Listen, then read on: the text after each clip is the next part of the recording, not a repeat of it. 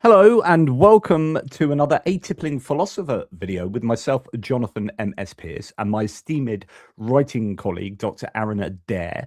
And we are going to continue our foray into the world of archaeology, history, biblical exegesis, philosophy, all of the domains that we need to be looking at when trying to decipher the historicity of the Exodus accounts and the existence of Moses, and indeed, as we're going to talk today, the existence even of the God Yahweh and Israel in terms of the time frame that we need them to be around for when considering if these stories happened in the way that was detailed in the biblical accounts. And what we're going to be doing is looking at external, extra biblical evidence. We're going to look at archaeological evidence, but importantly as well, internal evidence within the Bible. And this is an area that I don't think is given enough sort of time and effort when looking at the historicity of some of these stories. The idea that the Bible itself doesn't have a very coherent approach to establishing chronologies and when it's thought that certain stories existed or took place, we are left wondering, well, what does the Bible say about even the existence of God at this time or Israel at this time? And what does history tell us? And what does archaeology tell us? So on and so forth.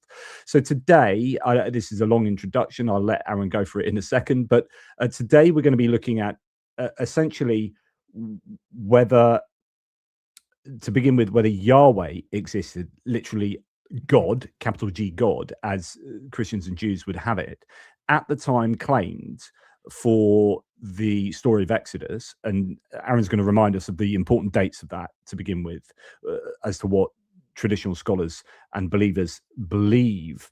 But whether Yahweh existed, and then we're going to look at actually whether even Israel existed. When did Israel come to be? And by that, we're going to be looking at the 12 tribes, explaining the situation there. And then also whether Moses actually existed or could have existed at this time by looking at other claims concerning him and so on and so forth. And then at the end of the video, we are going to be answering some of the comments that were added to our previous video. So anyway, Aaron, welcome. And do you just want to you don't need to reintroduce yourself, you've been on enough, I guess. Do you want to just reestablish the two main potential times for the story of Exodus, of Moses and the Hebrew people coming out of Egypt? Yeah. So there are a bunch of different ways that you can try to calculate when the Exodus is supposed to happen based on the biblical evidence. It doesn't give a clear year, to say the least. Different clues point to things in different centuries, but broadly everything fits into what archaeologists call the late Bronze Age. The traditional date for the Exodus is going to be sometime in the 1400s, around 1440. You can more directly calculate, but that has its own problems, both textual and archaeological. But the 15th century is a commonplace traditionalists will point to based on a statement from 1 Kings chapter 6. If you go by other internal clues to the Bible that seems to suggest, hey, the Israelites are doing stuff in and after the reign of Ramesses, then this would place the Exodus in the 13th century, in the 1200s. And the best clue that we can look at externally that it has to be no later than the 1200s is a stele the Egyptians built, the Merneptah stele, built or set up somewhere around 1208 BC, that mentions Israel and seems to be placing them in the Holy Land. So if they're there by 1208, then the Exodus has to be before then. There's at least one prominent scholar who's tried to argue even against that, but nonetheless, the vast majority would say, hey, Israel has to have left Egypt before then, and between the 15th century and the 13th century is where the vast majority of scholars would point to.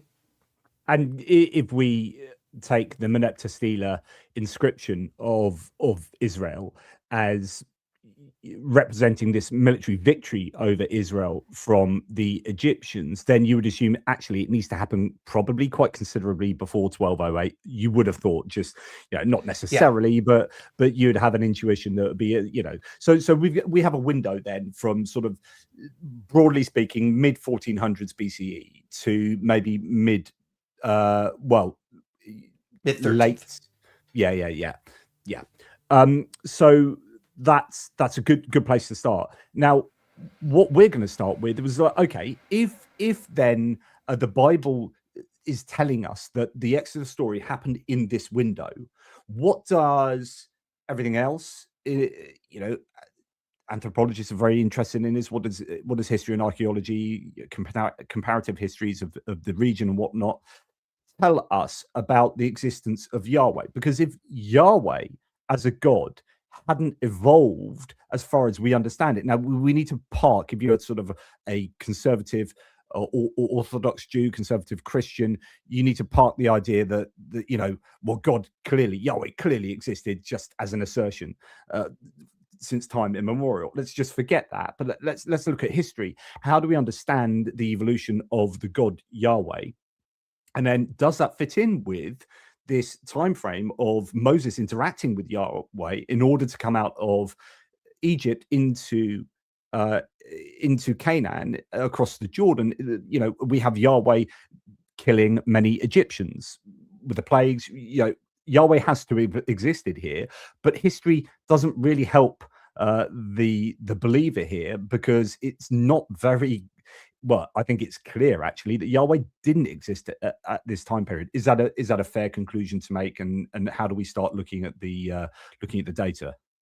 Well, of course, it's clear to us, evil skeptics and all that, but let's try to treat this in a secular way, in the sense we're going to study Yahweh in the same way we study the Greek gods. So an example of what you can look at that indicates where a pantheon of gods or collections of gods can have complex histories. So if you are a reader of the early stories the Greeks have, such from Hesiod and his Theogony, tells like the origins of the gods. We have the Kronos giving birth to all the gods, but of course eating them until getting fooled by his wife feeding him a rock instead of Zeus, and then Zeus, of course, coming to power and fighting all that.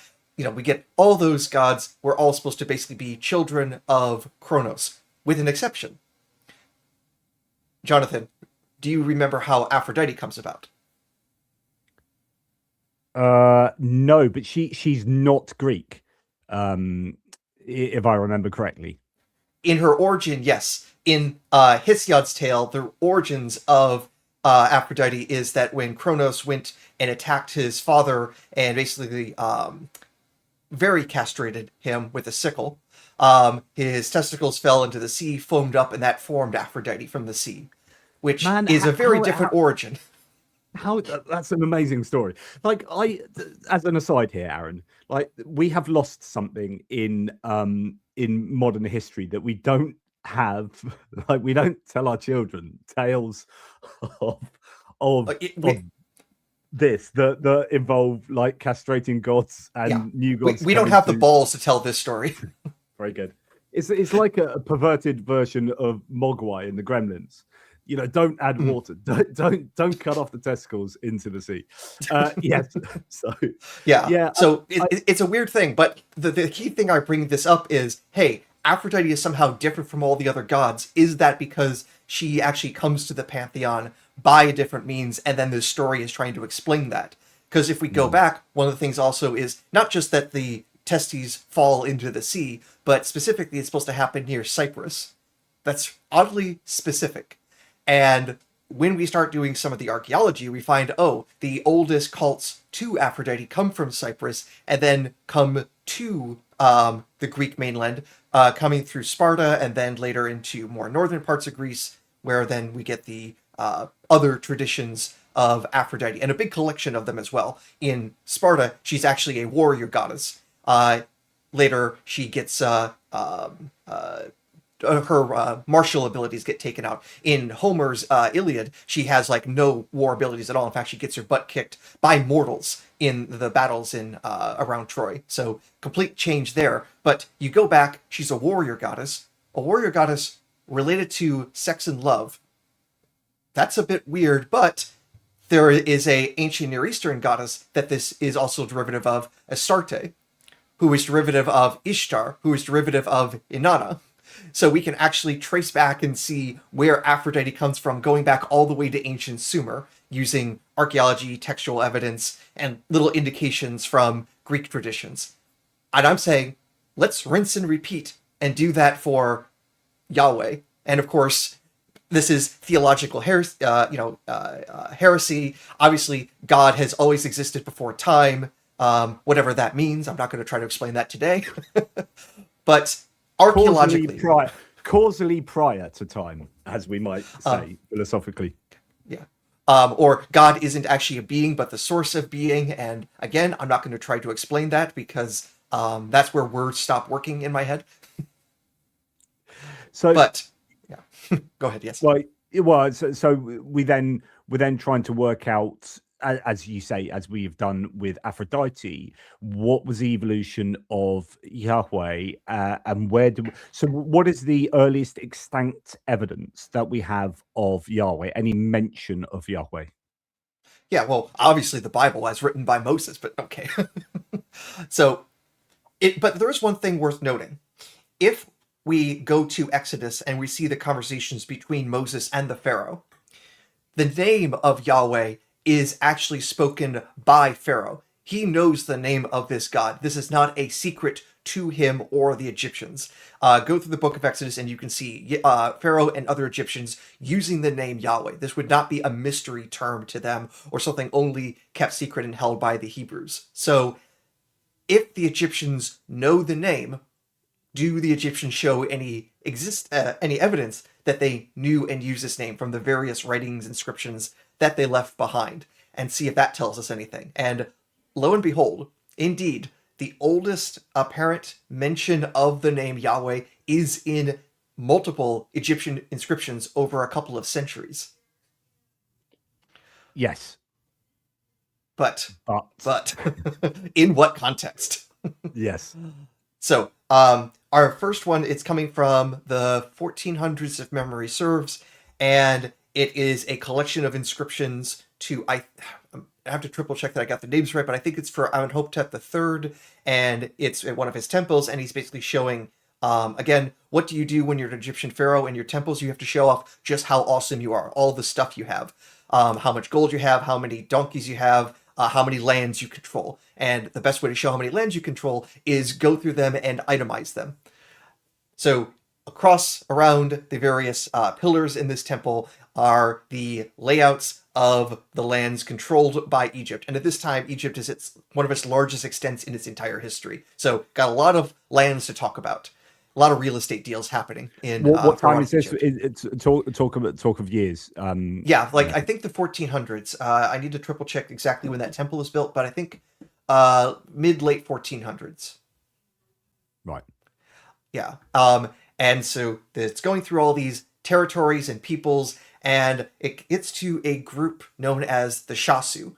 The Shasu have probably also been heard before by some of the people in the audience because this is a people group all still associated with the Israelites, the Exodus tradition, because they get mentioned a bunch of times in Egyptian texts as being a nomadic people, and also because of this inscription thinking, oh, they must be related to the Israelites because in these inscriptions it talks about the Shasu of Yahweh. And everyone's like, holy shnikes, I think I know this one. So it's okay. But, all right. Now there's a few things. So where are the Shasu? That is not clear from these inscriptions because all these territory names, a lot of them are not exactly clear. There aren't signposts outside saying where all these regions are. So there's a fair bit of contextual clues that we try to say, like maybe roughly this region, but more or less the Shasu are living somewhere in the vicinity of the Levant. And the Shasu are nomadic people. They're not like a nation, and they probably live in a whole bunch of different places and move around a bit, kind of similar to modern day Bedouins. Now, in those inscriptions, I mentioned, yeah, there's a shasu of Yahweh, but there's also shasu of a whole bunch of other things. And we look at them and realize these aren't actually gods. These aren't like the shasu of this god or of this god or of this god. These are actually territorial designations. And again, the whole point of this temple complex is to show off all the territories controlled by the pharaoh. So when it talks about the shasu of Yahweh, it seems to be saying that this Yahweh or Yahweh is a territorial name. And we see So this, yeah.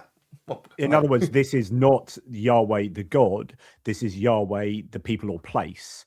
Yes. And then the question is going to be, as I'm sure you're just about to elucidate, is that what's the direction of causality there? Like, what evidence do we have that people and places get named after a god, or that gods get named after a people and place? And so, you know, even though that we have evidence that Yahweh existed as an entity, whatever this may be, it's not clear that actually that refers to a god. Yeah, yeah, and it's also worth noting this is not even the only inscription. We also have inscriptions later in the Ramesside period and a little bit after, also using the designation of Shasu of Yahweh, and again in a territorial context. So the name is used for centuries, is always being treated as a territorial moniker by the Egyptians, never as, oh, that one god that came in, kicked all of our asses, destroyed our armies, and took all our labor force away. It's never in that context. It's just, yeah, that region over there that we kind of control. It's completely banal by comparison. And again, a very weird thing if the pharaoh himself knows and has used that very name. So what the halibut is going on, and yeah, what's the direction of causality? Because this is part of some of the discussion, and this is probably the book that's influenced the most of how I'm trying to go with this relatively recent book by Daniel Fleming. As if they can't read the title, it says Yahweh Before Israel. So, you know, pretty provocative title there. On the front cover is actually one of the pillar drums from that temple from Egypt. And part of the evidence of trying to figure out what's going on and trying to find other exemplars of how regional designations could then possibly become personal designations and then becoming god name designations, and trying to show like other examples from Arabia or from the Levant more generally of regions or people names them becoming like an ancestor. So you become like there's actually probably the best example I can give is for the Greeks. Lots of the Greek kingdoms claimed ancestry from Hercules. So they became known basically as the Herculeans, to not use the Greek term for that, but basically saying, hey, we go back to Hercules, and that's of course why we have our dynastic rights, and all you peasants need to get back to work. That's how these stories tend to go, right? So Yeah. with those stories, are the people ascribing then, is it etiological? So etiology is this kind of like trying to explain data points by making up a story that would do the job of explaining why that's Yes. called like it is. So for example, there's a pillar of salt near the Dead Sea, isn't there? And that hence the Sodom and Gomorrah, you know, turning Lot's wife to a pillar of salt is an etiological story to explain why there's an actual kind of pillar, Yes. geographical feature. You know, it just explains that a bit like Uluru or, you know, Ayers Rock in Australia. You will get the indigenous population explaining the evolution, the genesis of that rock, of that geographical feature. So with these Herculeans, are they ascribing their name to post facto to God, or was a god believed, or to Hercules? Sorry, or did Hercules, did they take their name from Hercules? Of course, that's hard to tell because that ultimately goes back into the fog of history where we don't have the records well. Yeah. So it was Hercules originally a folk hero, then became a god, was a god, and then made more historical. That's well outside my ability to say. But Yeah. if we go back to the ancient Near East, the region there, that might be a little bit more direct. We do have a few things from both the Bible and from our most ancient Hebrew adjacent language records. So if we go back to the Bible, it talks actually also about the Israelites as being children of Yahweh, or like you are like the sons of Yahweh, and using this kind of old designation for that. And we find a very similar language in the Mesha stele. This was a stele erected by a Moabite king named Mesha, King Mesha. Got to name things after yourself. And he also talks about his own battles with the Israelites. And he also says like how we, the children of Chemosh, their patron god, and their patron god coming to their rescue and kicking the butt of the Israelites and their god Yahweh. This is also our earliest reference to Yahweh as a god. So spoiler alert for that. But we see this sort of designation that, Chemosh is in some ways the father figure to the Moabites. There are things in the Bible that also suggest the Israelites are the children, the Israelites are the children of Yahweh, using kind of a similar designation. So there might be a way that how a regional god becomes the ancestor, or vice versa. An ancestral figure becomes the regional god. And this seems to be a possible direction of how a region territory becomes then associated with some sort of patrilineal relation, then to a theophoric designation. Okay, so you got region, people of the region, then God arguably gets named after that region, and then that god becomes one of many, and then we have a polytheism that eventually moves towards henotheism or monolatry, where you have one god that exists among many. You still believe that all these other gods exist, but here, for the people of Yahweh, Yahweh was our god. He was the main god, battling out with these other gods. They all exist, but here's my main one. And then that moves to, actually, he's the only one, and all of these other gods now fail to exist. That Mesha stele, what was the dating of that? That's in the 10th century, somewhere in the 900s. And it also helps date itself because it talks about Mesha fighting the Omride dynasty, the first dynasty from the Northern Kingdom. So would it be fair to say that is a Mesha stele the first extant evidence of God belief, or of the is it first reference to the God of Yahweh? Yes. The 9th century is the earliest confirmed source of evidence of any way that the word or name Yahweh is being used as a god name. It's also the oldest references to the god name actually being used in people's names. So I'm talking to Jonathan, which is Yonatan, which is literally gift of God, gift of Yahweh. Names like that, the oldest ones we can find are also from the 9th century. So somewhere between the 12th century and the 9th century, Yahweh goes from territorial designation, according to Egyptian records, to local god name based on both theophoric names and the Mesha stele. So in those few centuries, there's a transition.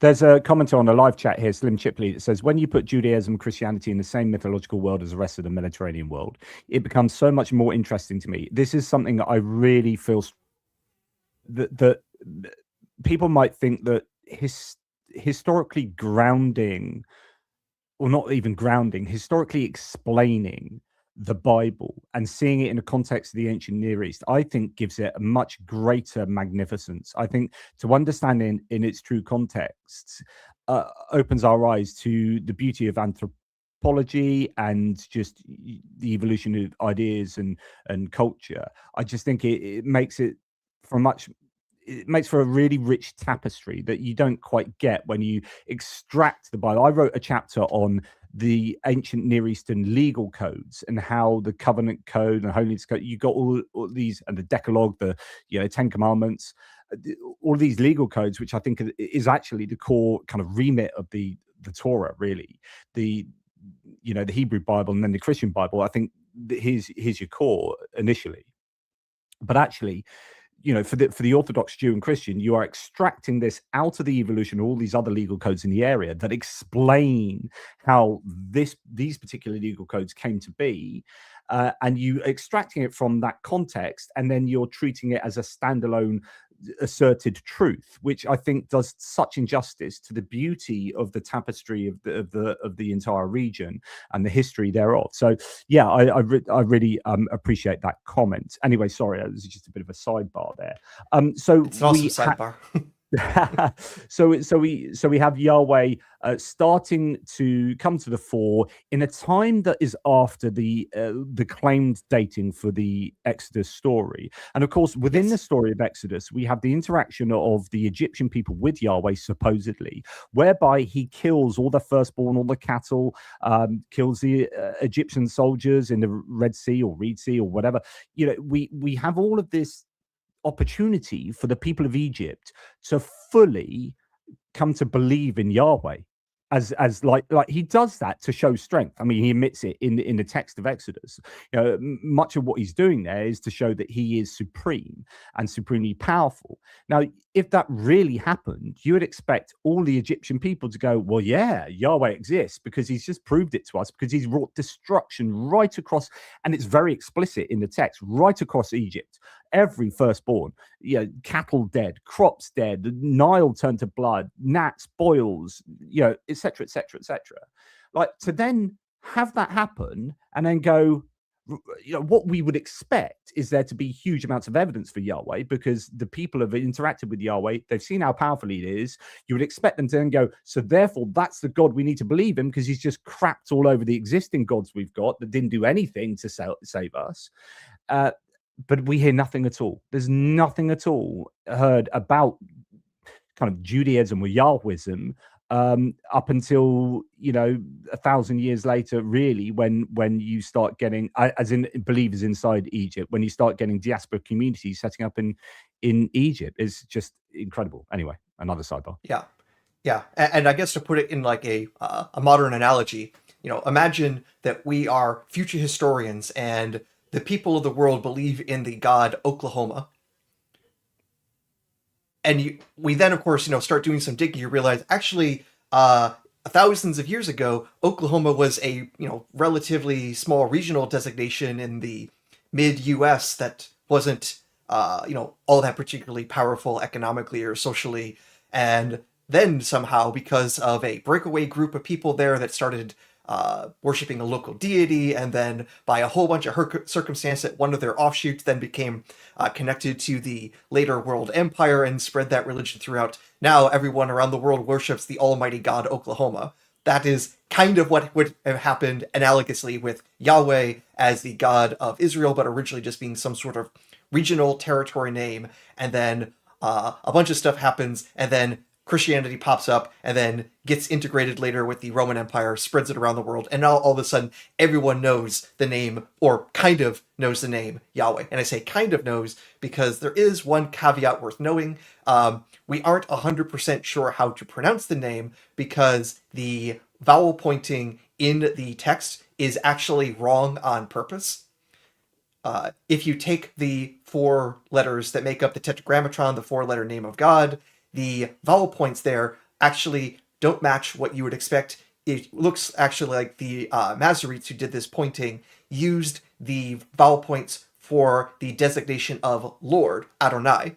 So if you take the vowel sounds of Adonai, force it into YHWH, you get Yahovah, which then becomes ultimately Jehovah in bastardized English.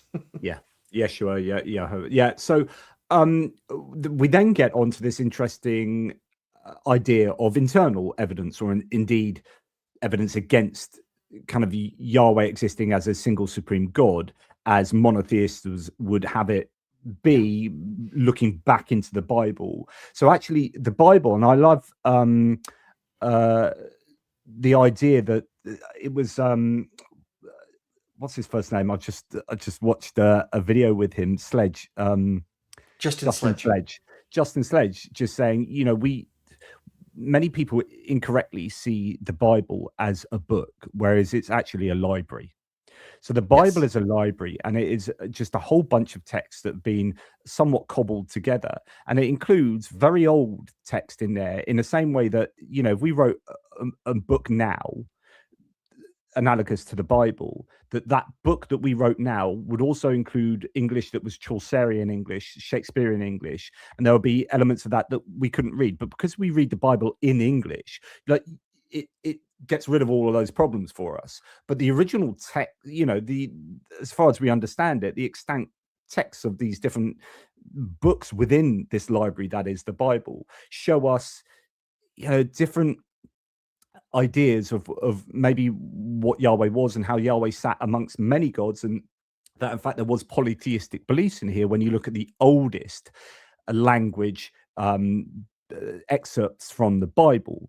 But talk to us a little bit about this idea that within the Bible we can see multiple gods. That who is El, who is Baal? Is there evidence of Asherah in both the Bible and also maybe amongst archaeological finds? Like, talk to us about this. Well, how about I take you to what is often considered one of the oldest pieces of the Hebrew Bible. There are several songs in the Bible: the Song of Deborah, the Song of the Sea, the Song of Moses. You will have arguments about whether these are actually old or they're actually archaicizing, but generally Can you explain what archaicizing means? Oh, yes. Basically, writing in such a way to sound old. So if I try to sound Shakespearean, and of course, I can add these and thous to my speech. Me spreketh shitfully. That's Shakespearean, right? I think so. Yeah. Obviously, I am not practicing it. Those who actually try to mimic Shakespeare can do a good job. I cannot. But the idea, if I try to sound older, I actually then sound more authoritative, sound more of a time that we might give great respect to because of its antiquity. The Greeks did that. They were trying to archaicize and sound more Homeric. And it's possible that some of our Hebrew texts do that. But nonetheless, one of the texts that most Bible scholars will consider one of the oldest pieces of the Bible is in the book of Deuteronomy, and not because Moses wrote it. This, again, looks like some sort of extra inclusion, and this is in chapter 32 of the book of Deuteronomy. This is the Song of Moses. And it's also one of the last speeches Moses gives before he goes and, stops living after about 120 years. In this song, it shows its antiquity. In fact, not only is it written in a style that looks ancient, but it even talks about, it's saying the stories I'm about to tell you are old as well. So it's saying I'm old and this is even older. So let me just read a couple of verses. Again, this is from Deuteronomy 32. I'm going to start from verse 7. Remember the days of old, consider the years long past. Ask your fathers, and he will inform you. Your elders, they will tell you. So already in verse 7, what I'm telling you is already old. And this is in this old song. So this is at least indicating we should believe this is antique. So now verse 8. When the Most High apportioned the nations, when he fixed humankind, he fixed the boundaries of the people according to the number of the gods. The Lord's own portion was his people, Jacob his allotted share. Now, that is from the NRSV UE, and it has a few different footnotes because you're going to notice a few things different between this, your King James Version, and there are some interesting manuscript problems because this text later became a problem for everybody. Now, here's the main thing. When it says the Most High, it is not Yahweh. It is not Adonai. It is the Hebrew Elyon, basically the God, the big guy. And so it's saying, when Elyon apportioned the nations, he divided up humankind, fixed the boundaries of the people according to the numbers of the gods, and Yahweh's portion was his people, Jacob, his allotted share. This is saying Elyon and Yahweh are two different gods. There's a whole bunch of other gods. Each nation has a god, and Yahweh is a regional deity, and he gets Palestine or Canaan because of his inheritance of the people of Jacob, his inheritance. In other words, Elyon is his father, and this is the portion that he gets. This is not what you would expect from monotheism, that there's only one God. It doesn't even fit well on henotheism, that Yahweh is the top God. This is just one member of the pantheon who is lower down on the pecking order, who gets the one part of the Middle East without the oil. It's flat out polytheism, and it's polytheism that's evidenced within the Bible, right? And this, biblical conservatives will spend an awful lot of time and effort trying to harmonize this, but it doesn't really do justice to the fact that Yeah. that this is very clear evidence of polytheism, and that the El, and then what you then see throughout other biblical texts, this is not the only excerpt. I don't know if you're going to read some more, but you've got Council of Gods and all sorts of different references, but then you start seeing this evolution of Yahweh taking on really El, taking on the kind of the bearded father figure style of God. But then you have his, I guess, I don't know if nemesis is the right idea, but his challenger maybe, or another similar combat storm god in Baal.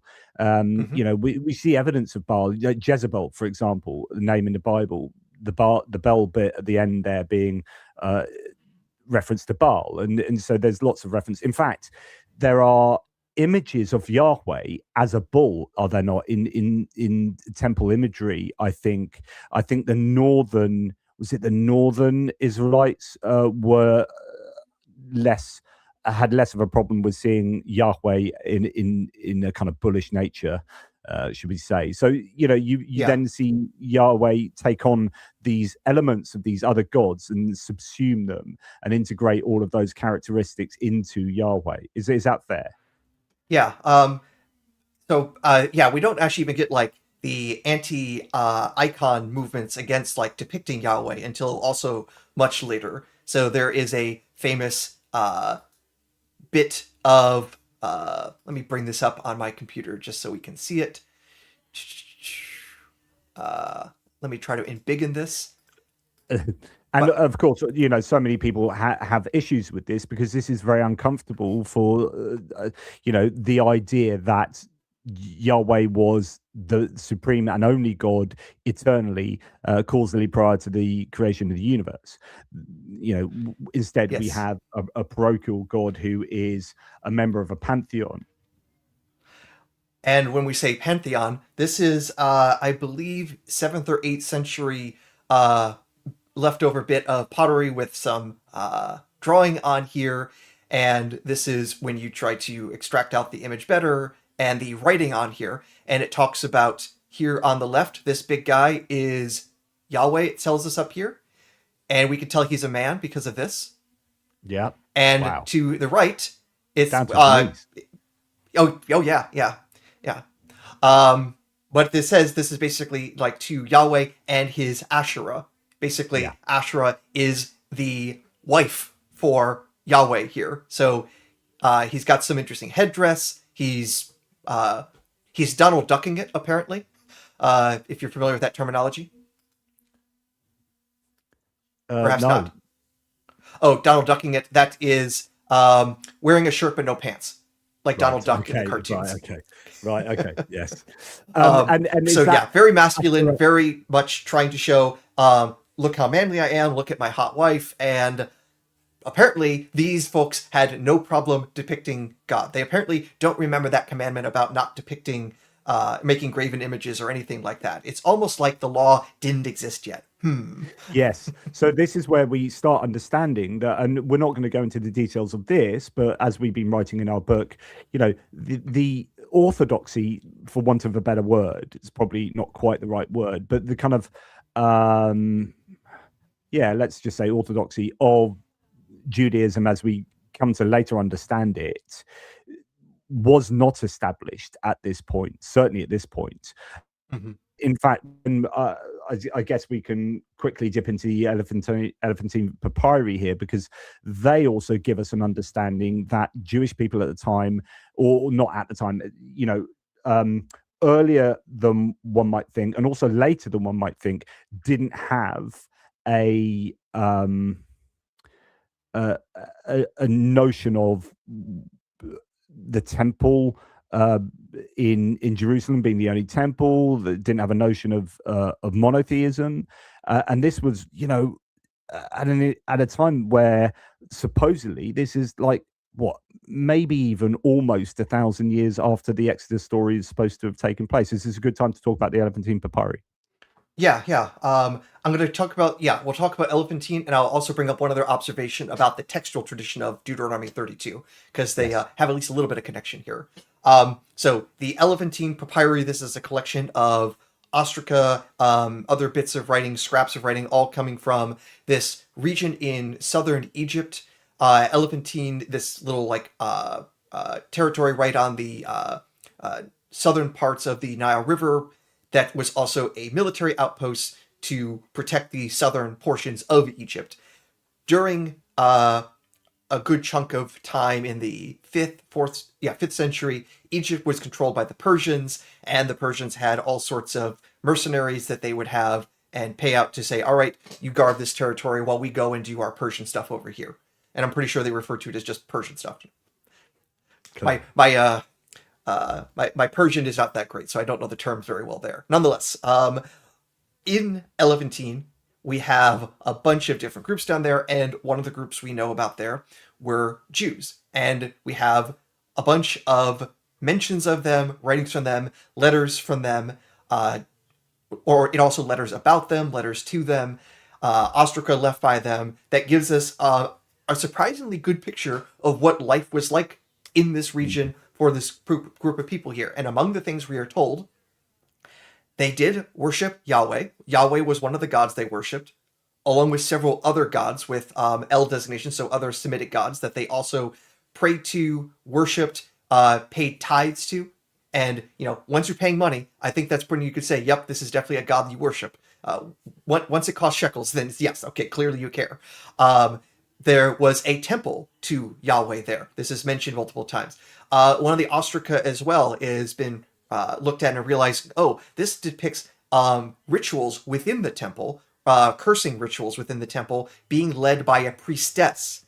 So this is also a little So all of this unorthodox. shouldn't exist if we retroject our later understanding of Orthodox Judaism back in time. Like, you shouldn't have this other temple. You certainly shouldn't have rituals, cursing rituals involving a female priestess. That you certainly shouldn't be believing in and paying tithes to other gods.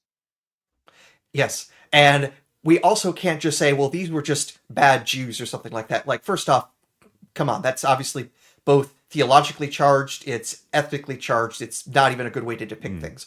But if we want to say, are these people unusual or are they the norm? There's a few things that we can do to check that. So first off, are these people so isolated from the rest of Judaism that they've just gone off and done their own thing? But the thing is, we also see that they were actually in communication with the central cult in Jerusalem. So when the temple at Elephantine was destroyed by a fire, they actually wrote to Jerusalem to say, hey, can we get some funds to help rebuild it? And I think here's a good way to think of this. Here in the US, the drinking age is 21. So in theory, if you're under the age of 21, you can't buy alcohol. Only if you don't know about this law would you be a 19-year-old trying to get alcohol. And even worse, if you went up to a police officer and say, hey, could you buy me some beer at the 7-Eleven here? This is basically what the Jews at Elephantine are doing. They are going to the police officer asking to buy beer even though they're 19. The only reason you would do that is you don't even have the concept that there's something wrong with this. And we don't have a response from the central authorities at Jerusalem, but we don't have anything that just tells them, hey, you clearly have no idea what the hell you're doing. We have no indication that they are being the outsiders, and they don't see themselves as anything weird if they are chatting up the central authority saying, hey, we want to, continue doing proper worship down here, or what they think is proper worship with a temple. That centralization just isn't even an awareness they have in the late 5th century, the late 400s BC. And isn't there also evidence of other diaspora Jewish communities having this kind of is in Greece? I seem to remember. Yeah. In Having Greece, some. in Babylon, in Greece, there's actually this inscription from the 4th century BC where a Jew, I forget what his name is, but he in this inscription says that he is a Jew, and he says he set up this monument to this god with a Greek name that he was visited by in a dream to do these things. So literally, a Jew living in Greece, writing inscriptions thanking a Greek god for some good omens. So Yeah, that's definitely unusual. In Babylon, there doesn't seem to be evidence of awareness of centralized worship, needing to take care of Sabbaths, things like that. We also have in the 4th century, 3rd century, outside Greek sources talking about people living in Syria and Palestine, talking about the traditions there, and talking about all these things that the people are doing there that don't follow what we would consider kosher laws. Star worship, sacrifices that don't fit things, a whole bunch of stuff that, again, you go through the prophets, you go through the Torah, these are all supposed to be no-nos. But we have these outsiders saying, these are what the people are just normally doing. We have coins from Palestine as well that show images of gods, including of Yahweh. So again, we don't see this designation of, hey, no graven images over and over and over again. The people in Elephantine are not unusual. They are the norm. Whoever wrote the Bible, those are the weirdos. So that this is really, really important. I think the Elephantine papyri are one of the most significant finds, really, in the analysis of the evolution of God belief in the area and biblical exegesis. I mean, I don't know if this person in live chat, I don't really need to give them too much time, but just Gustav Key Eve says fake news. Now, if this is just a dismissal of what we're saying as being fake, that's not good enough. You've got to substantiate your claims like we are doing. This is really, really established archaeology, what we're saying. Like, no one debates the Elephantine papyri's existence or what they say. Right? It's clear they say this. This is not like interpretation. This is what they show. Now, the question for the believer is, how do you fit that in with the idea that, well, according to our beliefs, the Bible has set out that the single monotheistic belief was well established almost 1,000 years before this, and that we had the events of the Exodus and so on and so forth, and none of this. So what's really interesting about the Elephantine papyri, of course, is what they don't mention as well, Aaron. So is it worth bringing that to bear here? Yeah. Not only what they contain is unexpected, but what they don't contain is unexpected. So is there anything in these papyri that show any awareness of an Exodus tradition? No, there doesn't seem to be any awareness of that. Does it talk about the various patriarchs of Judaism, any Abraham, Isaac, and Jacob? Nothing that we see being mentioned there. No great acclaim for King David. Definitely no Moses.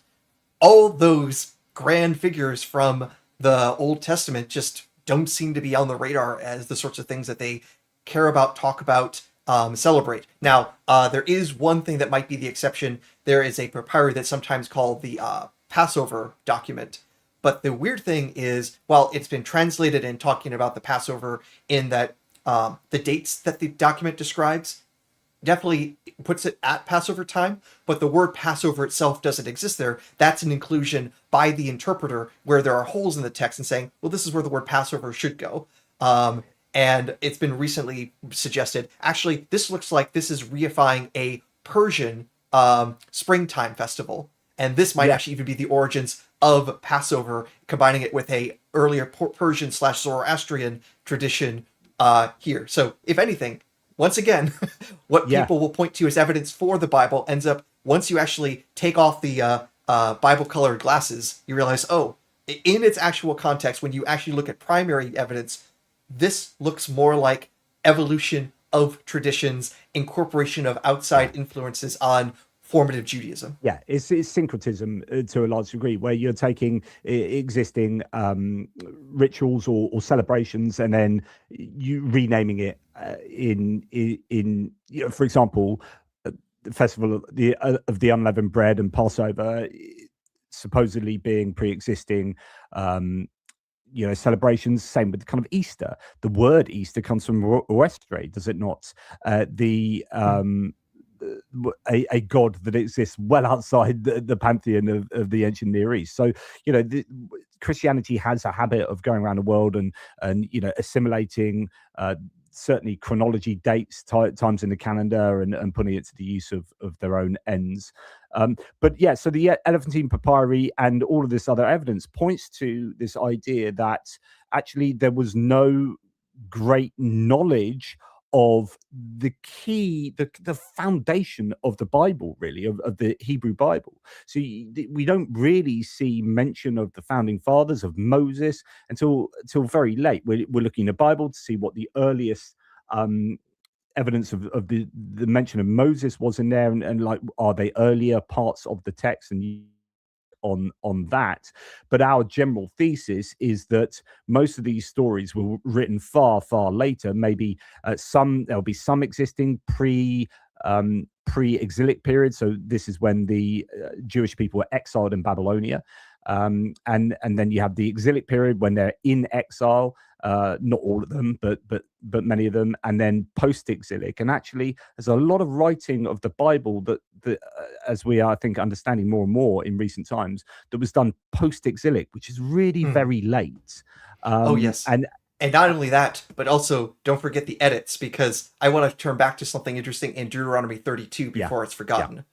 Now, I mentioned in verse 9 for Deuteronomy 32, it says that, verse 8, that the God Most High, Elyon, apportioned the nations, fixed boundaries to the people according to the number of gods. And I'm highlighting the word gods there because if you are looking at your Hebrew Bible based on the Masoretic text, the Leningrad Codex, and you open that up, it does not say gods, it does not say Elohim, it will say something else. Instead, it will talk about the children of Israel. So the number of nations will be the same as the number of children of Israel. That's a little bit weird. And if you go to the Greek, it will talk about the number of angels. Something weird is happening. But if you go to the Dead Sea Scrolls, it actually holds this older reading. And there are some variants of the Septuagint, the Greek translation, that also seem to indicate that it originally did say children of God, the sons of God. And that was deliberately changed in the Hebrew to better conform with the growths in monotheism. So this ancient poem about Yahweh inheriting his people was becoming problematic, and it was deliberately changed. We have the textual evidence that shows that. So this is again showing how much the religion changed, and it wasn't just Moses passed this on and we have a copy of it now. It's no, we have these long, complex textual traditions, and as theologies developed, they went back, reinterpreted things, and sometimes pulled out the big eraser and fixed things as needed. Yeah, interesting. So to go back to, as we kind of finish off the idea of Yahweh developing, and good to have Derek Lambert from Myth Vision popping in. Good morning, gents, he says. So we have, you've talked about Yahweh and Asherah. We've understood now that Yahweh was not originally the God of Israelites, but it was a deity among many in possibly Canaanite pantheon. The Tel Dan Stela and other inscriptions show that Israel and Judah worship multiple deities, with exclusive Yahwism developing only gradually. Yahweh's origins appear to be southern, associated with the region of Seir, Edom, Midian, but not Egypt. What does the Bible tell us about Yahweh's origins in the south? Is there any light you can shine on that? Yeah, so this is part of something that's often called the Midianite hypothesis. Sometimes it goes by slightly different names, but the idea that, hey, there are these things in the Bible that suggest that God is actually coming from the south and then coming and doing things. But the suggestion is, if God is coming from the south, that might be originally where his cult developed, in what would be Edomite, Moabite, or southern kind of territories there. While possible, there's a few things. It's interesting that some more evangelical sources will use this to talk about where God comes from, and also explain why Moses found God in Midianite territory when he had his first encounter with Yahweh at the burning bush.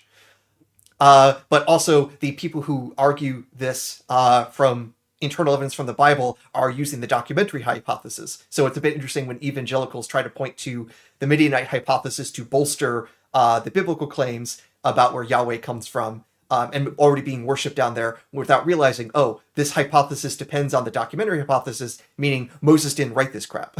So, just for those who don't know, but I'm sure many will, the documentary hypothesis sets out that, well, first of all, Moses didn't write the first 5 books of the Bible, the Pentateuch, because there are multiple sources. Moses can't write about his own death. Moses talk about being the most humble man in the land or whatever, which is rather weird for someone who's supposedly so humble Yeah. to write that about themselves. So, anyway, there's lots of evidence that there are multiple sources, and in fact, you get redundancy. So, repetition, redundancy, stuff that ends up being in the text that's repeated. You don't need it there. There's contradictions. There's all sorts of these different elements that very much show that the early books of the Bible are written by combining multiple sources together, sometimes known as J, E, D, and P, but there are different versions of that, and you get supplementary hypothesis. But it doesn't matter what you really believe. I mean, the key finding here is that there were definitely multiple sources. It definitely wasn't written by one person. Then you got the editors, as you've already referenced. So for these biblical traditionalists who say, well, we're going to rely on something called the Midianite hypothesis, which itself is contingent upon the idea that there are multiple sources, they are already accepting that Moses wasn't a single author of the Bible. Yeah, yeah. Now, I should also note that I'm not persuaded by the Midianite hypothesis. I think there's actually a logical issue with that when you say, well, the Bible depicts God from coming this region, therefore that's where the cult starts. I can do a kind of a reductio ad absurdum. The god Poseidon lives in the sea. Did the cult of Poseidon begin underwater? Probably not. So that sort of thing doesn't sound persuasive. And there's also other depictions, sometimes God coming from northern regions. It's basically God comes from like some place that's far away, and then he comes swooping in to do God stuff. That doesn't mean that's where the cult itself necessarily begins. So I think there's not a strong logic to persuade me in that direction. And also combined with the Shasu Yahweh thing, that doesn't seem to connect necessarily to anything with Midianite territory. I'm not currently persuaded by that approach.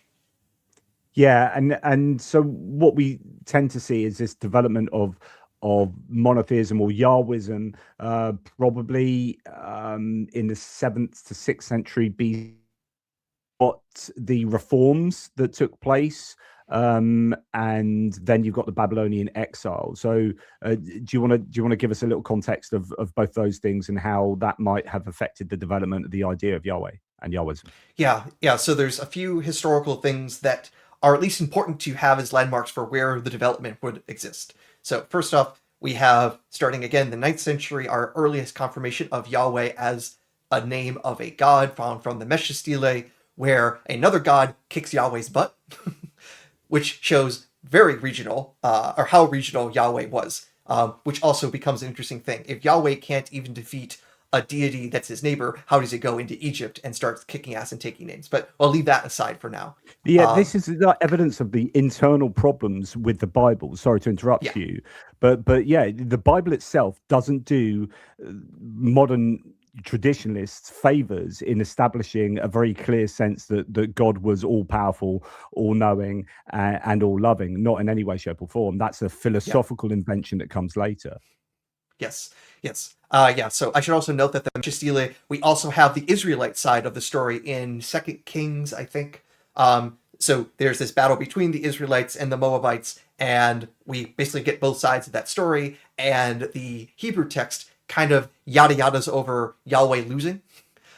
It says like a great fury was raised against the people after the king of the Moabites, Chemosh, apparently sacrificed his own son to Chemosh to basically get some extra juju to win on the battlefield, and that apparently turned the tides, because the biblical text is saying the Israelites were winning, they were about to win, and then King Mesha sacrifices his son to Chemosh, and that apparently turns the tides. That's at least what it looks like when we piece things together, like how the narrative is going about. And considering the Moabites say we won, and the Israelites say we left because fury was raised against us, you put 2 and 2 together, oh, Yahweh lost.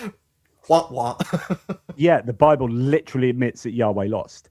Pretty Yes. incredible. And I just want to, like, I know I shouldn't really respond to live chatters who aren't worth the time of day. Knight of Kadosh here says the only consistent thing about the atheist position is how reliably they embarrass themselves by failing to defend it. It's really interesting because we literally just written a 450-page book painstakingly going through the evidence, where he says nothing is more humiliating than boldly asserting your worldview. I'm not sure we're asserting a worldview here, by the way, is rational than proving in real time you can't defend a single part of it.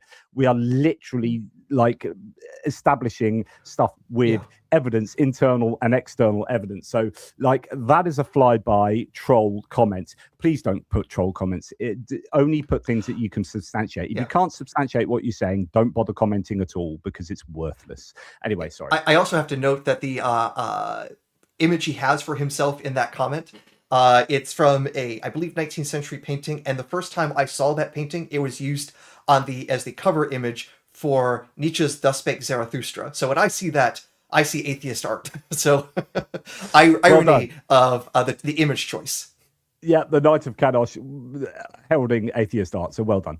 Yes. Look, so we have this situation whereby I don't know if I interrupted you though. We're establishing. Sorry, I'll just quickly jump through. So 9th century, we have confirmation that Yahweh is a god, a regional deity, gets in fights with other deities. Doesn't necessarily show great power. Now, later on, we have developments within the Holy Land. In particular, there's a few things that happen. You originally have these two kingdoms that we can confirm, which we just call the northern and southern kingdoms of the territory of Canaan. The northern kingdom is usually the more powerful one, the more economically prosperous for a long time. And it falls in the 720s with the new rising Assyrian or Neo-Assyrian Empire comes in and ultimately destroys the northern kingdom. Lots of folks then flee to the south. The southern kingdom barely holds on against the Assyrian onslaught, in part because the king there pays a bribe to keep himself safe. And from that point, the southern kingdom continues to exist.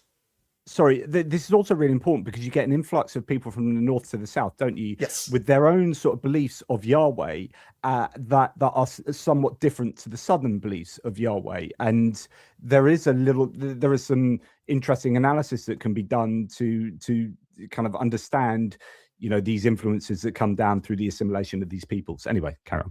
Yes. And also when the Assyrians are coming in and they're wrecking stuff, this also erects a bunch of the other holy sites, which also might be part of the reason there's a centralization of the Yahweh cult, because many of the other cultic sites had been destroyed by an incoming army. So whether this is because the Israelites are trying to go monotheistic or the other cultic sites are being wrecked by an outside force, the evidence is a little bit ambiguous at this point. But nonetheless, during the time of Hezekiah, at least according to the biblical tradition, there is now more centralization of the Yahweh cult. And, of course, how much of this is true, we can tell. It's hard to say because we don't have enough outside sources. But still, if we go by the biblical narrative, this is an important point where in the southern kingdom, Yahweh is becoming extra important as there are reforms and centralization of the cult. Later on, the southern kingdom itself falls with the ascending Neo-Babylonian Empire, which is able to knock out the Assyrians completely. And then with the coming of King Nebuchadnezzar, he then conquers a lot of territory, including, of course, all of the Holy Land. There are several invasions of Canaan, the destruction of the monarchy, and then later in the 580s BCE, the destruction of the temple of God, which then becomes this huge inflection point in the Jewish religion, because now with the destruction of the temple, the destruction of the land, complete foreign occupation, how will the people group survive as a unified entity? What will happen to the religious organizations as people are being taken off into exile? It is a rough time, and you can see that in some of the psalms that were written in this time period, showing just how distraught everyone is and how can you continue to worship God in a foreign land, which should also be an interesting thing. Hey, worshiping Yahweh apparently is only possible when you are on Yahweh's territory. So, this is one of the songs of lament how will we worship him in a foreign land? This only becomes a problem if you don't think that's actually something you could possibly do. So a transition has to happen in Judaism. We see it in like prophets like Ezekiel, where God will literally put on a set of wheels so he can get around. The chariot of God that you see in Ezekiel's visions. This is actually literally trying to show, all right, God is getting a cool ass motorcycle. He's going through his midlife crisis, so he can, show he's the cool guy, and coming around and showing, no, I'm still here with you. Check out my ride. And eventually, the exile ends. Yeah, and then prior to this as well, you get the assimilation of Baal into Yahweh. And there's some really interesting references to kind of storm god combats. You've got snakes, leviathans, behemoths, so on and so forth. Like, what can you tell us about Baal in the context of Yahweh?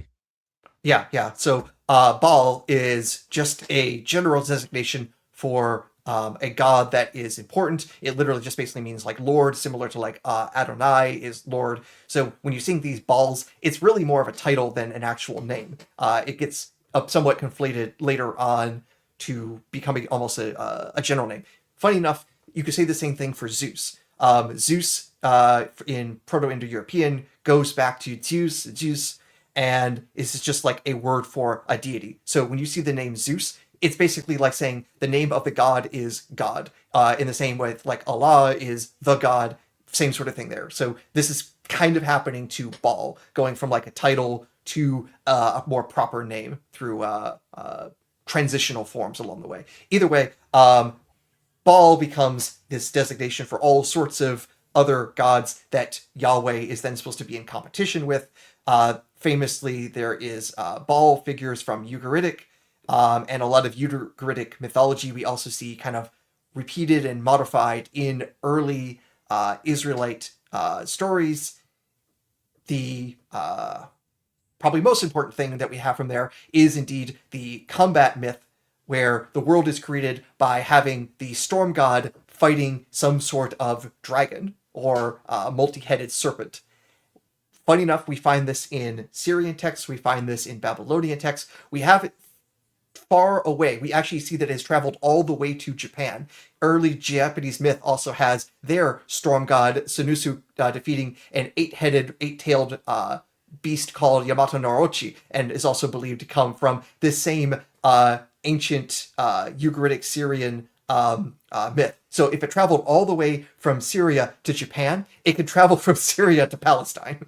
All right, yeah. Distance is not the problem at that point. And we have all sorts of like hints throughout the Old Testament that, yeah, there is still this memory of God fighting a sea beastie, or as I like to say in the book, a kaiju. Which is reference to Godzilla. Yes. Godzilla, and also then the recognition that, yeah, the Japanese version of a storm god fighting a dragon, well, we're seeing the same thing here. I see kaiju everywhere. And yes, this Japanese story has been turned into films by Toho Studios already, like back in the 50s or 60s. They have already done their own version of the storm god fighting the eight-headed dragon. And Toho is the studio that produces Godzilla. So yes, it is fair to call it a kaiju at this point. So this is really interesting. So there is definite internal biblical evidence that that polytheism, that other gods existed, as we see the mythology of Baal get integrated into the existence of Yahweh, where he is, Yahweh is essentially another storm god, and hey, this neighborhood ain't big enough for the both of us. Right. We see that clearly, for example, in Habakkuk, where God is riding around in a chariot with spears and other weapons to fight, and fight nations or fight monsters. We have all this other imagery of using the imagery of like dragons that God fights to either defeat other nations or to create the world. So specifically in the chaos or the creation by combat myth that we see in a bunch of ancient Near Eastern sources, including Babylonian, the chief god comes in, the storm god comes in, kills the big monster and rips apart its body to become the heaven and the earth. And then this division is how we get everything. And we see the same sort of imagery being abstracted into what we find in Genesis 1. when God began to create the world, the word for create, bara, is actually talking about separating. So it also seems to be taking those original ideas of separating out the parts of the body of the giant sea monster to create the world, but now it's being abstracted and philosophized by the priestly author of Genesis 1. So even more development. We can see the hints of the old history in that creation account. So Genesis 1 was not the first thing that Moses penned. It is probably a rather late version part of the Pentateuch, where the priestly author is already taking this older myth that has already gone through its own centuries of tradition changes and then being adjusted and philosophized to becoming just this spirit over the water dividing things, rather than God, punching a monster in the face until it gives up. Yeah, incredible. I mean, this is where you when you read the Bible, it's kind of referring back to Slim Chipley's comment earlier in the video. When you read the Bible with your eyes open, trying to understand how everything got here, got to be where it is, it becomes so much more interesting, rather than starting with the assertion that this is all historically true and it is all taken out of the context of the ancient Near East. It's just this truth that exists unconnected to anything around it, and that just does such disservice to what's really going on here. It's so much more interesting to understand. So they've taken this element of that mythology over to here. Those legal codes have their basis in the Lipa Ishtar or Uranumu, or Code of Hammurabi over there, or the Hittite codes over there. That's how they've evolved. Or we can see the relevance there by what they've changed, not by what they've kept in, and so on and so forth. And it just becomes a much, I think, richer tapestry, like I've said. So what else is there to say about the sort of evolution of Yahweh as an idea, as a belief, that you don't think you've touched on yet? So it's interesting that Yahweh goes from a local deity who is given a designation of where he gets to rule, and when he tries stepping out of his territory, he is not successful, to later becoming the God to rule all nations, including being able to go into other nations to take his people out by force, and does so successfully. That is a theological change, and it only makes sense if that change has happened over time, rather than somehow God was able to create the entire universe before even existing before time, and no, I will not even try to explain that sentence, to being able to completely defeat the Egyptians, take his people out with great and powerful miracles, and then somehow in the 9th century, people barely even know what his name is, and he can't even defeat the local Moabite deity that isn't supposed to even exist because there's only one deity in the entire universe. That is weird if you think monotheism is obviously true. Instead, it is change over time, an evolution of a local patron deity to becoming somehow slowly the God of everyone and everything.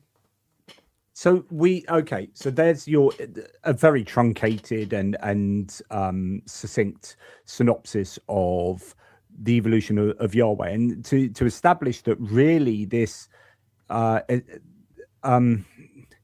certainly an orthodox, but even an existing belief in Yahweh was not evident at the time of the supposed time of the Exodus accounts, right? So already the Exodus accounts don't work, because the proposed time, either the Bible is just outright wrong in its claims, in which case it all falls apart. It's like a house of cards. Well, what can we believe in the Bible? If it's got it wrong about this, and this, and establishing when the Exodus took place, if we can show that is impossible, then how do we justify believing any of it? But anyway, let's just carry on. So already it's broken, but we've got the story of Exodus still. What about, let's move past Yahweh and talk about, say, Israel, or the tribes of Israel, or the founding fathers. And this is where we need to kind of have a little understanding of Abraham and Jacob and then Moses. So we got the 12 tribes. Our received understanding from the Bible is that you then had these Hebrew people coming outside of coming out of bondage from within Egypt, which we've already established in prior videos. There's absolutely no evidence of this, no evidence whatsoever. Go and watch previous videos on this topic. We're not going to revisit that. So there's no evidence of what happened inside Egypt at all. But anyway, the Bible claims they came out of Egypt, spent 40 years in Kadesh Barnea or in the wilderness. There's no evidence of that whatsoever, when there should be evidence of that. Then they cross the Jordan, then they go into Canaan, and actually, have destroy cities and essentially take over the area. But then, this understanding of what Israel was and the 12 tribes, also is problematic. Can you give us some more details on that? Sure. Yeah. So very quickly, the biblical story is Abraham gets a message from God to pick up his stakes and move from pretty much like modern day Iraq, Kuwait, and then come to the promised land in modern day Israel like territory. So Abraham's supposed to come there, moves up there, has his kids, has his son Isaac. Isaac has a kid, has a few kids. Jacob becomes the most important for this story, and from Jacob has a lot of kids because he does a bunch of work to get a wife, gets tricked about which wife he gets, and then keeps working to get a second wife. And these two wives are also getting competitive, so they bring in their handmaids, so that way Jacob tries to have as many kids as possible. Families were different back then, apparently. And in this story, we get Jacob having 12 sons who then become the designations of the 12 tribes of Israel. Jacob has his name changed to Israel by God in a wrestling match. No, I can't explain that either, but that's the story. Jacob has a wrestling match with God, apparently is able to hold his own against the Almighty, and because he wrestled with God, gets the name of Israel. So the sons of Jacob / Israel then become the 12 tribes. And those various kids grow up, and because of some shenanigans with Joseph being forced to go down to Egypt, but then becoming important in Egypt, and then he's able to bring his whole family back into Egypt to keep them safe from a period of famine. So this is how the 12 tribes of Israel then move to Egypt, live there, but then later become enslaved there, and then several centuries have to go until all the people of Israel are able to leave and return to the promised land. That's the basic story and how we integrate Abraham, Isaac, Jacob, the enslavement in Egypt, and then finally the exile. So this gives us some predictions. One, there should be some sort of groups of people that would correspond to the tribes that see themselves as part of Israel, as being part of that larger designation. And also, they should be in Egypt during the enslavement, not separate from them. And we should also be able to, find evidence of them picking up stakes, moving to the Holy Land after the Exodus. So, what do we find when we start checking the archaeological record, the historical record, and we start digging through the Bible itself? So, let's remind ourselves that the Exodus is supposed to happen in what's, again, designated as the Late Bronze Age. And this is going to be, very, very roughly 1500 to 1200 BC. Margins are a little bit fuzzy around there, but that's like a general designation when the Late Bronze Age is. And this incorporates pretty much all of the Exodus dates. So what could we go and do as archaeologists to see if this is the case? If there was a giant exodus out of Egypt into Israel, what could we dig for and look for in the Holy Land that would indicate that? My first thought is hundreds of thousands, if not millions of people are showing up. They're going to, want to have a place to live. So at the very least, we should expect to see a bit of a population boom when all these folks are coming in and taking up space.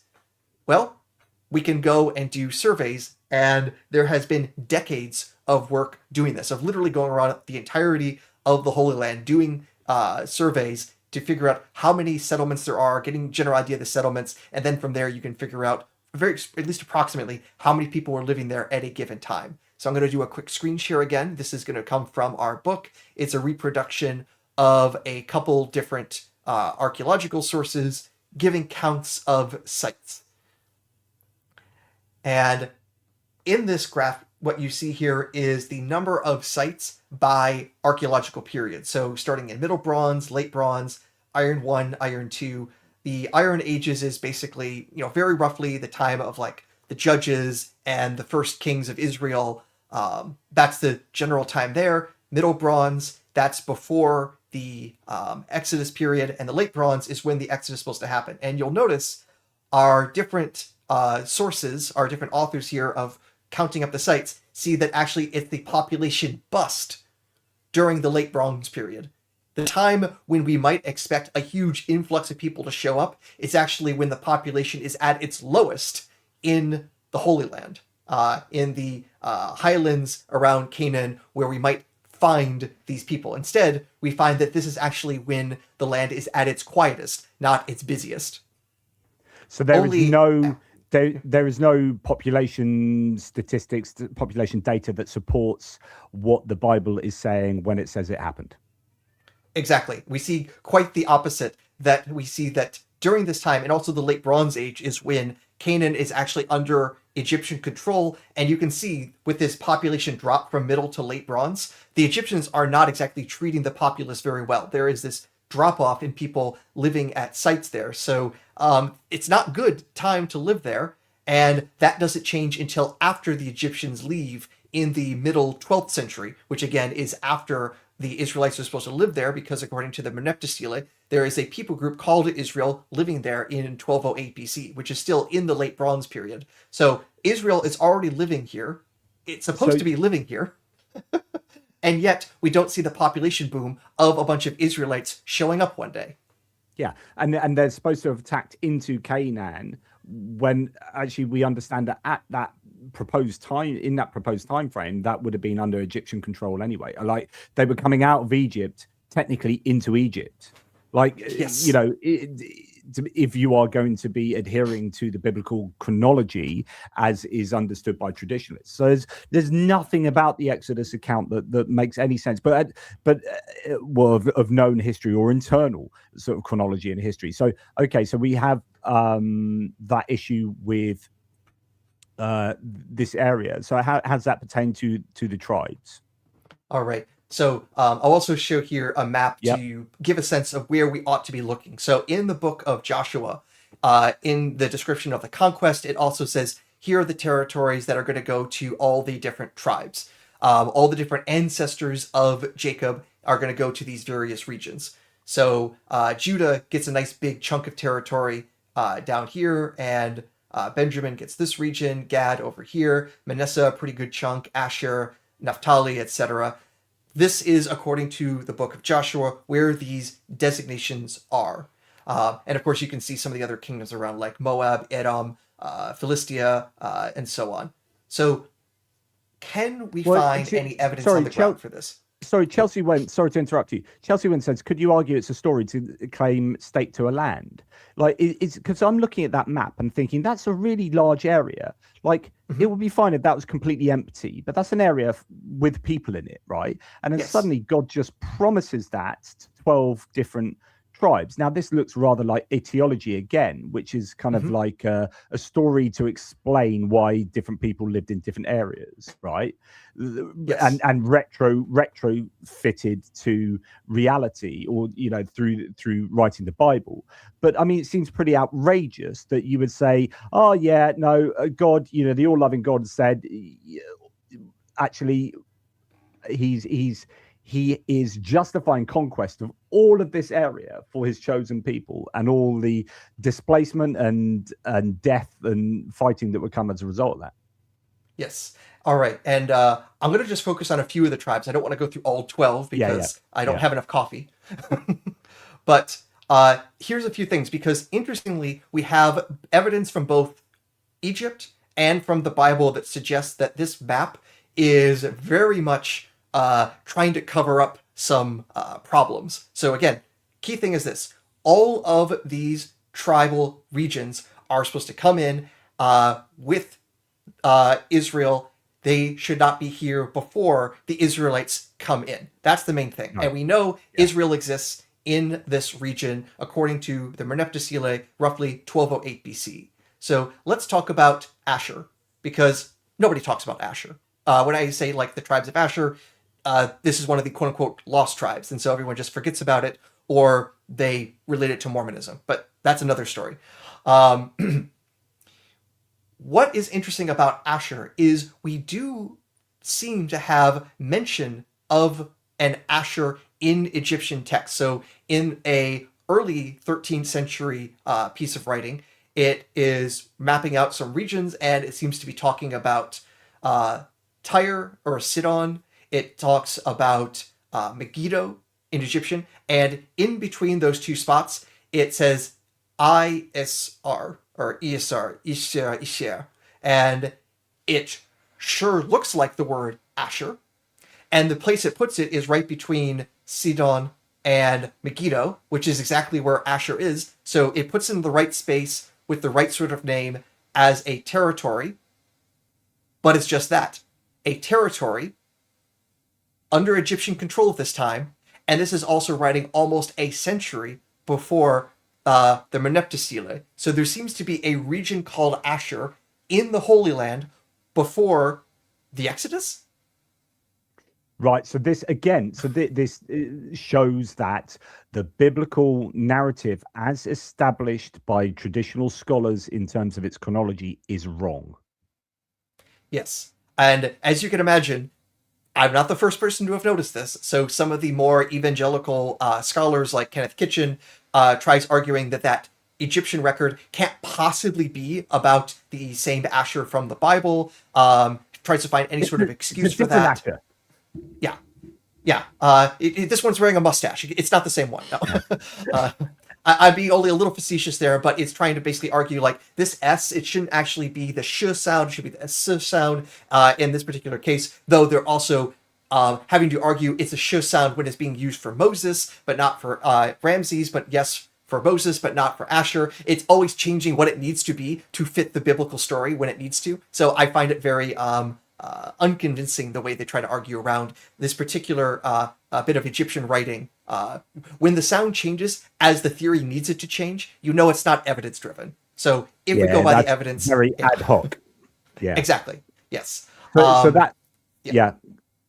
that's Asher. That's one problem. And let's bring back up the map again. I also want to point out something. So we have the region of Dan and the Danites, and it's also a bit interesting that they have a region here, because if we go north here, there's the town of Dan. Dan. What's going on there? According to the stories from Joshua and Judges, the Danites actually don't ever control this territory. They actually fail to be able to conquer it and control it. And so then they move up to this city, conquer that, and then this becomes their designation. So that's a bit weird that you're saying, Joshua's saying, you're going to go and conquer here. Yay, yay, rah, rah. The Danites fail. They have to move here. Now, there's a few things that are weird. In the Song of Deborah, which again is considered a very ancient piece of Hebrew poetry, it refers to the Danites as people on boats, like they're seafaring people. That's easy to do if they're in the region of Dan right next to Philistia, right there on the Mediterranean Sea. That makes sense if they're boat people there. But here, you're not going to have too many sailors in this little town here. So that's already kind of weird.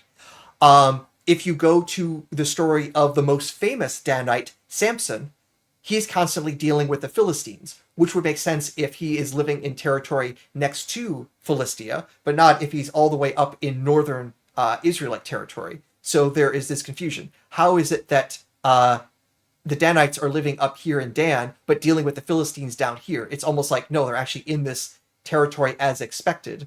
So there's contradictory things within the biblical tradition. Also, funny little anachronism as well. If you go to Genesis 14, Abraham is coming in and he's looking for his family, some family members, and he's saying, hey, look as far north as Dan. How can there be a city called Dan if Dan is supposed to be the great-grandson of Abraham, and there's not going to be this Danite territory until even centuries after that, after the Exodus?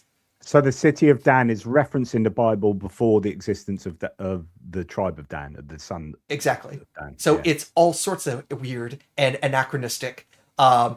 And that's just one other thing. And one other thing that also makes the Danites a bit interesting and weird. This seafaring aspect to them, the fact they're next to the Philistines, um, the fact that the name also sounds similar to another group. So in the Egyptian records, there are all these sea peoples. One of them is the Peliset, which is where our word Palestine and Philistia comes from. The same word is in Hebrew. So the Peliset, the Palestinians, the Philistines are mentioned among the sea peoples. There are also the Danuos. Ooh, that sounds close. And in fact, in Greek, an early designation for Greeks is the Danoi. Are the Danites Mediterranean sea peoples?